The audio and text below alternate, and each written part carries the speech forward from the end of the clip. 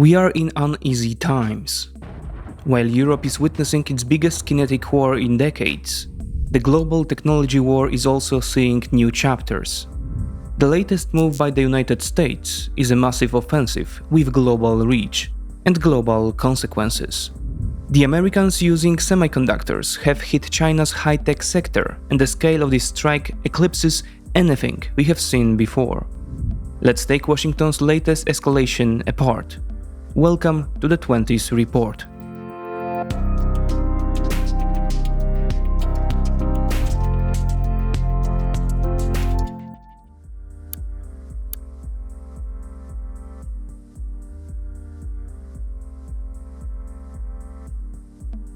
Microchips are the heart of the 21st century technological bloodstream. Without them, we would regress in development at least several decades, beginning with everyday appliances such as washing machines, refrigerators, and vacuum cleaners, continuing to smartphones, computers, and modern cars, and then on to satellites, fighter jets, drones, hypersonic missiles, and finally, artificial intelligence. The field of their application is endless. Semiconductor sales in 2021 reached nearly $600 billion, and the industry is planning capital spending of 1/3 of that amount, that is $200 billion. By comparison, the global automotive industry has earmarked a similar amount for capital spending, even though car sales are 5 times higher. Putting up a state-of-the-art chip factory costs $20 or $30 billion, and it will become obsolete within a few years. The manufacturing process is impossibly complicated and uses machines with a system of mirrors, produced by only one Dutch company, ASML. In a word, semiconductors define mankind's current state of development. Therefore, whoever holds the key to their design and production, in effect holds the keys to this development. Despite the fact that the global semiconductor market is fragmented, the Americans believe that they own the keys, and with their help have decided to essentially close the door on the development of advanced technologies in China. Of course, as everything that has a global dimension and involves cutting-edge technology, we operate on an extraordinary degree of complexity and a number of connections. In spite of this, let's try to find the essence. The microchip ecosystem is highly globalized. It touches East Asia, Europe, and of course America. Only 10% of semiconductor manufacturing is in the United States. The most is in East Asia, and that's primarily the now legendary TSMC, or Taiwan Semiconductor Manufacturing Company. Korea's Samsung and Japan are also essential. And then there is China, the world's third largest chip maker. However, it must be noted here that China produces almost exclusively the lowest complexity semiconductors. Nevertheless, it's one level. In order to manufacture an integrated circuit, suitable, extremely complex machines are needed. This is where Europe, and above all the aforementioned Dutch ASML, come into play. Again, Japan is important, as are American companies, such as LAM Research or Applied Materials. Finally, we descend to the level of designing the most advanced chips and the software needed for this purpose. This is almost entirely the US. Moreover, American technology is an almost inseparable component of the two previous levels. In a nutshell, the United States holds a dominant position in many areas of the semiconductor ecosystem, and so there is no advanced semiconductor center in the world that is not fundamentally dependent on American technology. This dependence is usually not through one-time purchases, but through licensing, ongoing maintenance, repair, and troubleshooting. Also greatly simplifying, we can divide semiconductors into 3 categories. The most advanced ones go into satellites, cruise missiles, or smartphones. The mid-range into, among others, aerospace and automotive systems that have been on the market longer and don't require constant changes, such as ABS. Finally, the simplest ones are installed in washing machines, refrigerators, or electronic calculators. Outside of the simplest semiconductors, where China is indeed essential, the Middle Kingdom's participation in medium or the most advanced integrated circuits is limited solely to imports of products, machinery, and knowledge. This dependence gives the US an unusual advantage in granting or denying access to technological development. Let's briefly illustrate this technological gap. In 2014, the American company Intel mastered the 14nm process and began production. However, China's SIMC didn't reach that level until 2019, with mass production only beginning this year. Meanwhile, Samsung and TSMC are now working at the 3nm level. This difference of 5 to 8 years in development in the semiconductor market isn't just a gap, it's a gulf. With this in mind, it becomes easier to understand the scale of the latest American move. But what exactly has the Biden administration done? According to a new directive announced on Friday, October 7th, semiconductors made directly or indirectly with US technology for use in artificial intelligence or high performance cannot be sold to China. While manufacturers can seek an export license, one that Intel, TSMC, Samsung and SK Hynix have been granted on a case-by-case and temporary basis, it will be unattainable for most. Still, many companies have halted exports to China before their legal departments analyze the new regulations to make decisions about the future of cooperation with China. Following the US narrative, the restrictions are motivated by limiting development in China's military sector, which will inevitably happen. In practice, however, their application has much broader repercussions and will inevitably affect not only China's overall high-tech development, but also the global semiconductor market. China's most ambitious plans, the space program, landing on the moon, development of artificial intelligence, machine learning, hypersonic weapons, as well as 5th and 6th generation fighters, all require powerful computing power, which is only made possible by supercomputers, and these cannot be created without the most advanced integrated circuits. Therefore, Washington's move is the biggest yet escalation in the technological rivalry between the two powers. According to some, we have crossed the so-called point of no return. The Americans previously made a similar move by banning the sale of advanced chips to Chinese telecom giant Huawei. The result? Huawei lost 80% of its global market share and sold its smartphone division. Now the Americans plan corresponding moves against most of China's high-tech companies. Is that all? No, Washington did not stop there. As we have already pointed out, China is a major player in the entire chain, but primarily as an end consumer and manufacturer of the simplest chips. Beijing's pursuit of technological dominance has forced the Chinese to import semiconductors extensively, which in turn were designed and manufactured in other parts of the world. This has made and continues to make China extremely dependent on foreign countries in this niche. The Chinese Communist Party is not indifferent to this problem, and so in order to drive domestic technological development and achieve the desired independence, it threw trillions of yuan at the sector. This has yielded some results, including laying the groundwork for its own semiconductor industry. China's share of semiconductor production increased from 9% in 2011 up to 16% in 2021, making China the third largest producer after Taiwan and South Korea.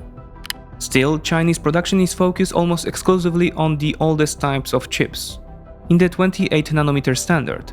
However, even these smaller successes didn't come from thin air. The Chinese tempted Western engineers and managers with lavish salaries in order to create a domestic and independent semiconductor market. And as it happens, these people were often US citizens.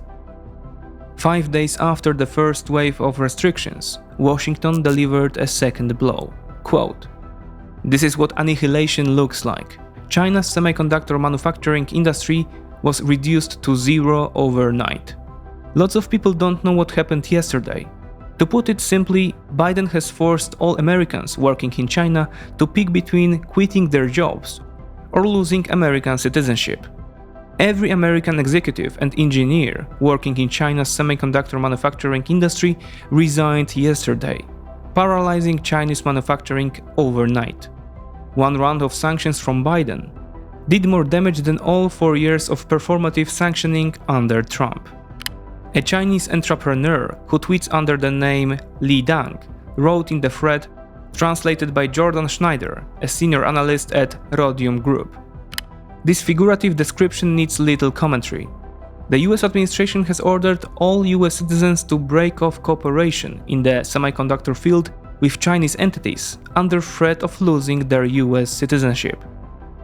As a result, China's chip market experienced a mass of immediate resignations of employees holding key positions and forced companies to immediately transfer entire divisions out of China.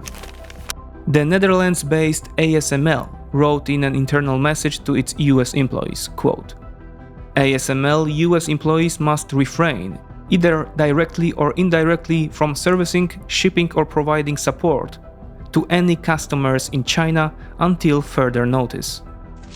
Another quote says, "To put it mildly, Chinese companies are, in practice, going back to the Stone Age," stated Sheho Ng, managing director of China's Renaissance. This is an even bigger bombshell than the import ban. An anonymous human resources manager at the Chinese semiconductor plant told the Financial Times. For example, 6 of the 7 key R&D executives at China's leading semiconductor equipment maker, Biotech, are American citizens. Many of Biotech's top executives, including its managing director and CEO, are also Americans.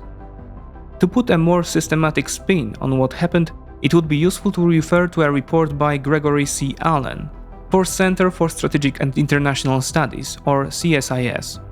Allen confirms that the Americans are trying to regain control of the choke points of the global semiconductor system with this move, which includes designing the most advanced chips, design automation software, semiconductor manufacturing machines, essential components. The Biden administration's move is designed to take advantage of US dominance in these 4 areas. The effect of these actions is expected to be strategic and to stifle China's artificial intelligence sector by denying access to the semiconductors that are essential to its development. Secondly, on stifling China's potential to design new chips by limiting access to US design software. Further on, undermining Chinese semiconductor production by limiting access to production machines built under American licenses or with American components. As the report was written a day before the latest salvo of restrictions, it can be added that the stifling of each of these areas mentioned is amplified by cutting off access to American human resources and know-how. In Allen's view, these actions show an unprecedented degree of intervention by the US government to not only retain control of semiconductor hotspots, but also to launch a new US policy of actively throttling large segments of China's technology industry. Throttling with the intent to kill, the author points out. The Americans want to maintain their position in which they are 2 technological levels and 5 to 8 years ahead of the Chinese. The timing of the offensive is no coincidence either. The strike came just days before the 20th Congress of the Chinese Communist Party, at which Xi Jinping was to be elected for an unprecedented 3rd term. One might suspect that the choice of such an attack date was primarily intended to undermine Xi's own power, and secondly to paralyze decision-making. With the entire state apparatus focused on the Congress and Xi Jinping devoting all attention to consolidating his power and eliminating opponents, a swift and decisive response to the Americans' move will be impossible. And indeed, at the time of this writing, 2 weeks after the introduction of the new regulations, apart from a few dry statements, the silence from Beijing is deafening. Of course, with such a complex issue, nothing is black and white. The White House decision hits not only China, but it also ricochets hard toward US companies. Just think of one of the most important US players in the market, Nvidia, whose valuation nearly tripled in a year. Washington has already banned Nvidia from selling to China during the first wave of the offensive. The company has, unsurprisingly, commented critically on the decision, as Nvidia accounted for a whopping 95% of sales of artificial intelligence chips in China, the high-end ones. Allen of CSIS summarizes Nvidia's and other producers' criticism as follows. Chinese manufacturers wouldn't have won an audience in China anyway, because their products can't compare with those from Nvidia or AMD. Due to the lack of consumers, Chinese manufacturers have not been able to grow as fast as US companies. The new regulations will ensure that profits that previously went to US-based companies will stay in China, providing the basis for domestic industry growth. In the short term, the new rules will hurt the Chinese, but in the long term, it is good news for China, as it will allow it to develop its domestic semiconductor industry. Leaving aside the manufacturers' motivations, whose primary concern is to grow their own business, one cannot deny their logic.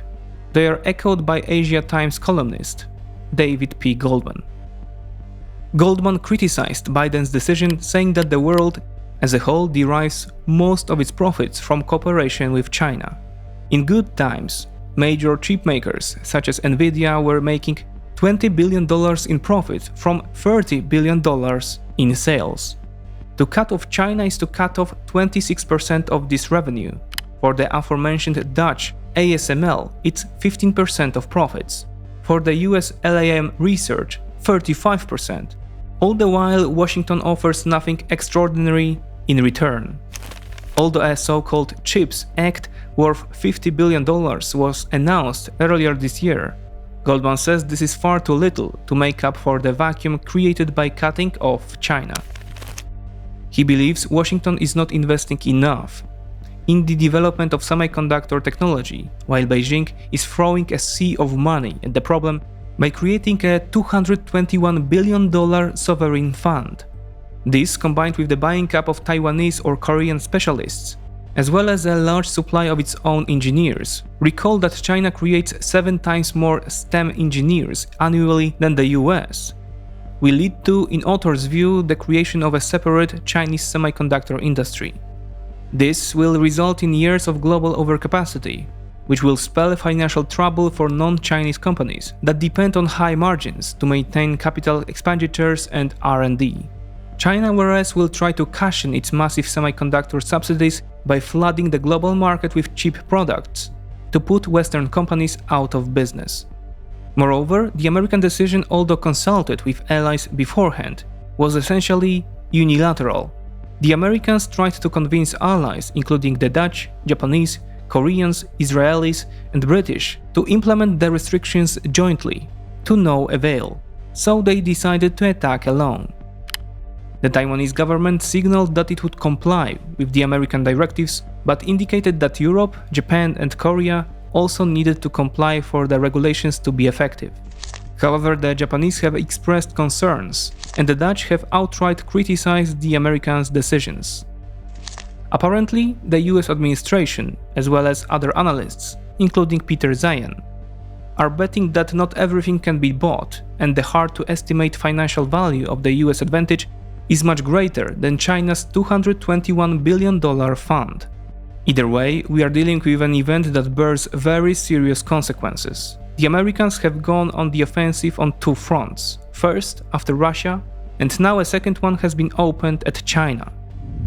Time will tell to what extent the new restrictions will hit the Middle Kingdom. But in the short term, there are many indications of a multi-level paralysis of China's high-tech sector. The key from Washington's perspective will be the extent to which the Americans succeed in convincing the other poles of the semiconductor world to cooperate in restricting China's access to high-tech chips.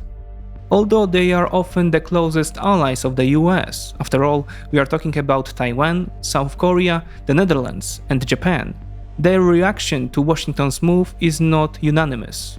This should come as no surprise, for when it comes to the clash of economic interests and the security sphere, friction is inevitable, as can also be seen within the United States itself. Deglobalization is in full swing, and the formation of a new world order is taking new and increasingly aggressive phases. Americans are using all the pre-kinetic instruments of their arsenal to hold back China's growth, and the result will, in one way or another, affect all of us as well.